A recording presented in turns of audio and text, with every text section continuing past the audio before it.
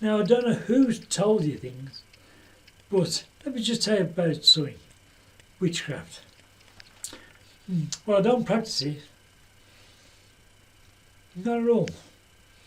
But I know it's there with me all the while. I still see things now and again, little things. I see spirits now and again. That's the best part. Karma has perfect timing. It doesn't miss, but it also doesn't rush. It waits until people feel comfortable, until they believe they've gotten away with what they did, and then life starts showing them what their actions really cost. When someone keeps lying, manipulating, or hurting others, life slowly mirrors that behavior back to them. They lose trust, peace, and genuine connection. That's how karma works, not with drama, but with quiet repetition.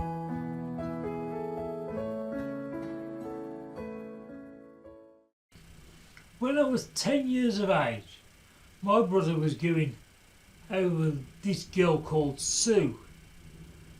And if you're there, Sue, hi. Right, so her sister was into something, witchcraft. So my brother had gone to pick his girlfriend up from her sister's. What happened was, strange thing happened. I didn't know, but she had a glass table with the ABC all the way around it. And it was a yes or a no one there. And what happened was, I was outside the house waiting for my brother, because he says it was a summer's day, beautiful, nice, hot, everything else, summer's day. And what happened was, I was waiting by the garages for my brother to come back, because the sister didn't want nobody in the house. Fair plays. Anyway, strange thing happened.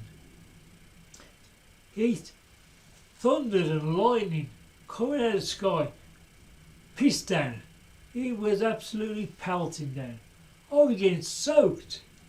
I saw where the house was, so I wanted to get out of the rain. So I ran across the door, knocked on the door, and my brother shouted down the hallway, "Hang on." He called me by name. So he run down, opened the door, and he says, "The one you..." I said, "Who wants me?" He says, "My girlfriend's sister." I said, "What do you want me for?"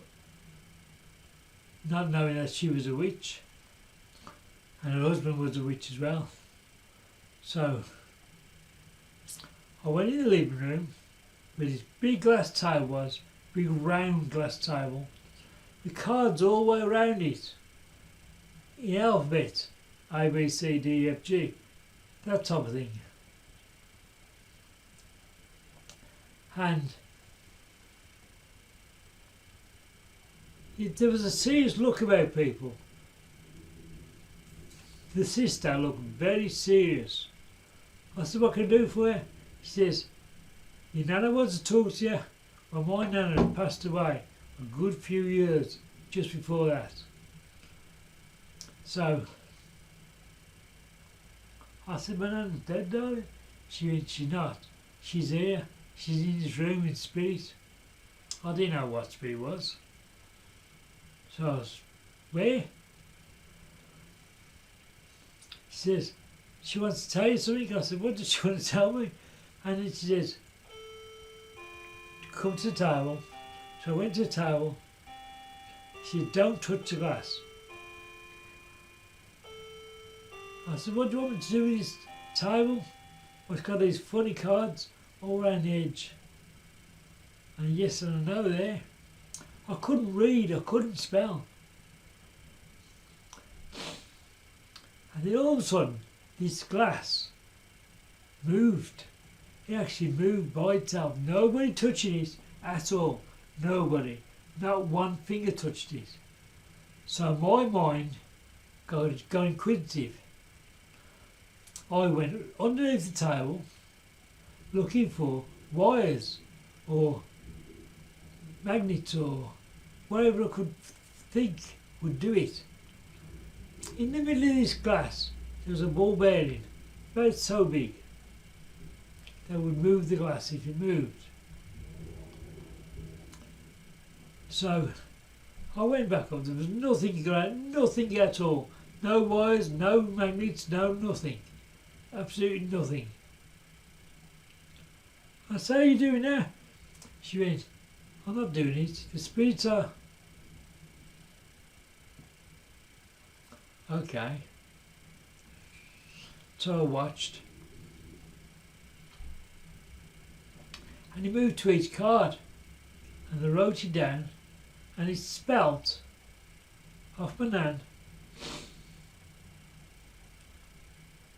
a warning.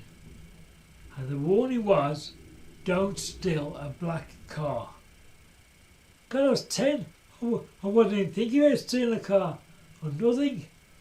Stealing a car at my age. 10 years age, innocent. Don't drive a red motorbike. A motorbike, I wish I could have afford one. So anyway, he said, don't sell this black car and don't drive this particular motorbike. He didn't say what make or model it was. He just said a red motorbike. And then he says, if my nana was not with me at the time, I would be following her to heaven. My nan was a Christian.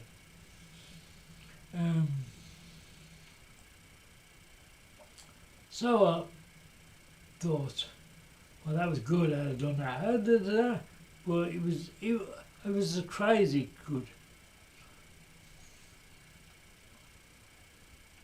Anyway, years later, I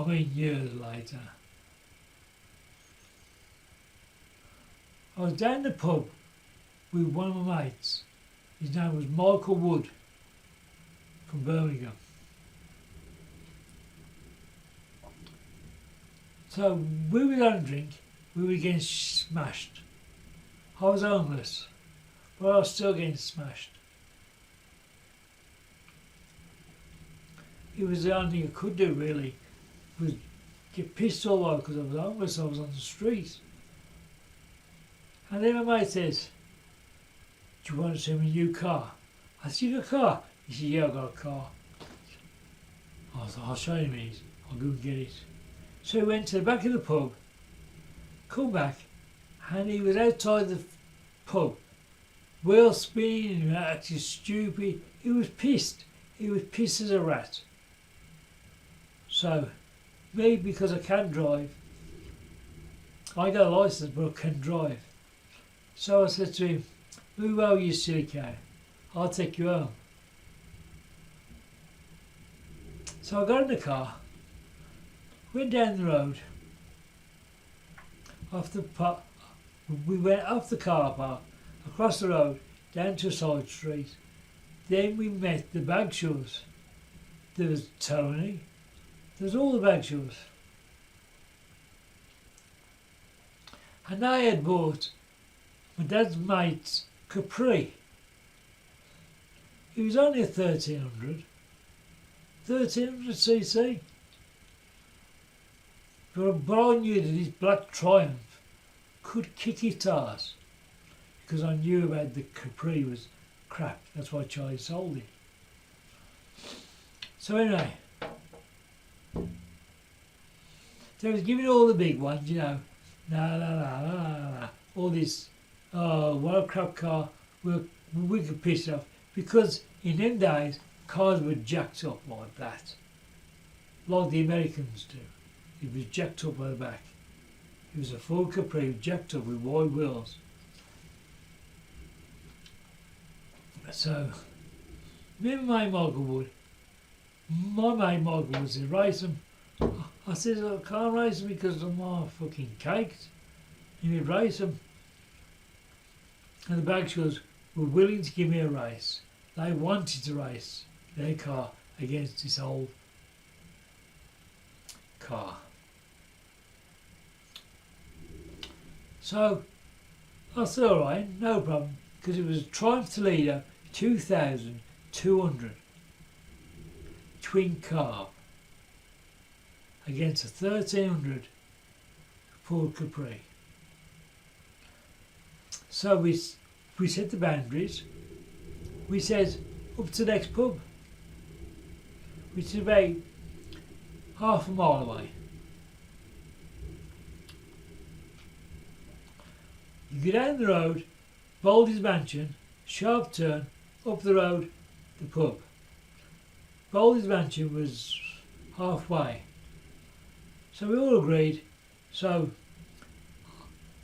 we lined up, we got racing, and off we went. Obviously, the Triumph Toledo was kicking its backside. Easy kicking its backside. And who was in the Triumph Toledo? Me, I was the driver. But I was kicking ass. Michael Wood, meanwhile, was sat on the window, on the driver's side, the passenger side, out the window, on the door. Yeah, he was pissed. But he was giving it all this. Giving it this to the back shows. Shouting, screaming and whatever. So I wasn't really taking no notice what I was doing. I was watching him to make sure he was going to be alright. We was doing about 80 mile an hour down that road. And then, how to pay concentration, Michael would pay concentration. And then he saw what was going to happen. He got his foot on the dashboard like that, on a wooden dashboard. He tried to push himself back as if to throw me in the back of the car.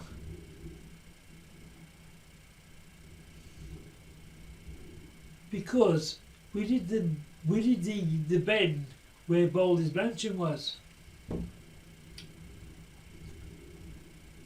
I tried to control the car. I couldn't make that corner to save my life. Another 80 mile an hour. The car spun.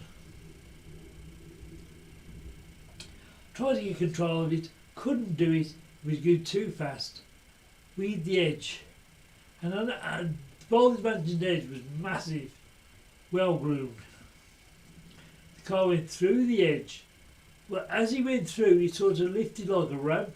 He went down like that, but stayed at an angle, like a ramp. The car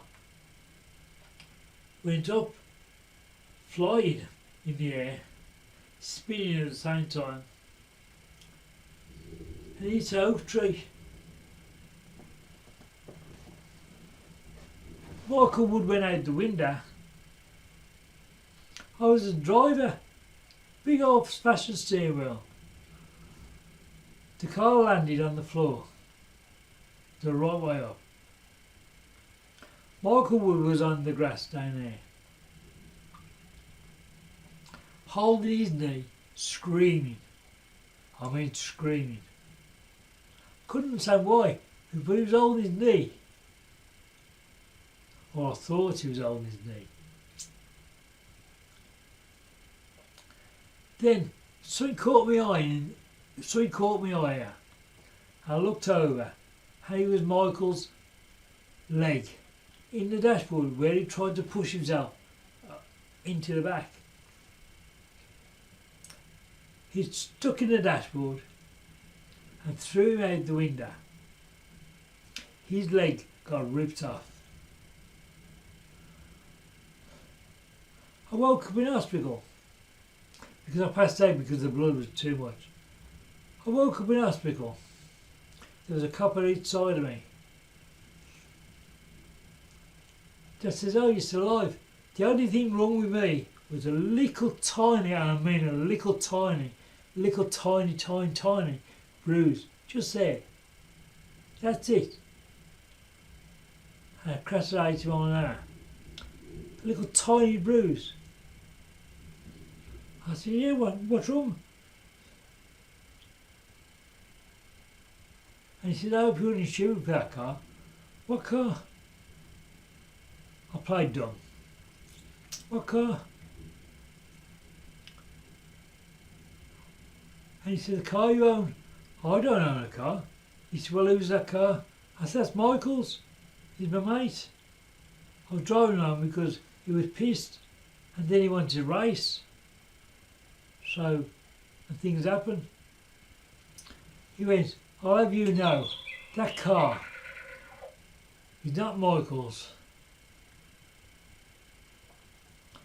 I said, well, whose is he? The person you stole it off. I did not steal no car. But apparently, Michael stole the car. Michael come to the front of the well. I jumped in it. So I was stealing the car. I didn't know. But he stole the car. I had nothing to do with it. It was nothing to do with me as far as I was concerned. It was his car. But that's where, on the Luigi board, my nana told me if she was there, she would protect me. If she wasn't with me at the time, I'd go to heaven. Well, she must have been there because I woke up with a little bruise, and that's it. A little daft bruise. Anyway, it all went to court. I got found not guilty of stealing a car. He got put down with his leg stitched back on. But that's another story. I'll tell you about the red motorbike on my next story. That one is interesting as well. Alright, many parts until we meet again.